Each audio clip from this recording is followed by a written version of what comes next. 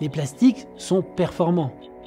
Poids, protection des produits, et notamment dans le bio. Si vous enlevez la protection à l'intérieur des produits, il faut bien en rajouter à l'extérieur pour les protéger. Le plastique, pour les scientifiques, en effet, mais ça représente une avancée technologique. Le plastique est fait pour durer et tous ces avantages-là vont devenir des problèmes au niveau de l'océan. Tout s'effondre au moment où la consommation, le geste de consommation est terminé et où le plastique devient une vraie nuisance.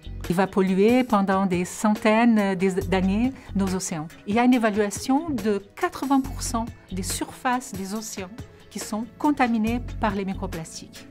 Et en Méditerranée, c'est 100% de la surface de la Méditerranée. Les actions ou les innovations technologiques pour nettoyer la mer ne sont pas une solution à court, moyen ou long terme compte tenu de l'ampleur du phénomène. Les solutions sont à terre.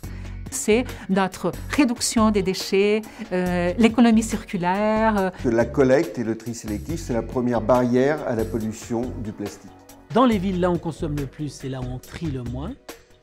Dans les villes où on pourrait récupérer le plus de plastique, c'est là où on en a le moins. On a monté 8 projets aujourd'hui à travers le monde qui permettent d'agréger la matière collectée, d'organiser le secteur informel. Parce qu'aujourd'hui, le secteur informel, les chiffonniers, les bifins, c'est eux qui permettent aujourd'hui cette collecte. Le recyclage des plastiques est un sujet extrêmement large, à la fois comportemental et industriel. La chaîne des acteurs qui interviennent, producteurs de polymères, transformateurs, producteurs d'emballage, recycleurs, est particulièrement longue et complexe. Et c'est dans la mobilisation de l'ensemble de ces acteurs-là qu'on trouvera les solutions pour mieux gérer le plastique. C'est aussi un défi social, donc il faudra aussi relever ce défi-là pour s'assurer que la valeur qu'on va recréer d'un point de vue économie circulaire, on la redistribue jusqu'au démarrage de la chaîne.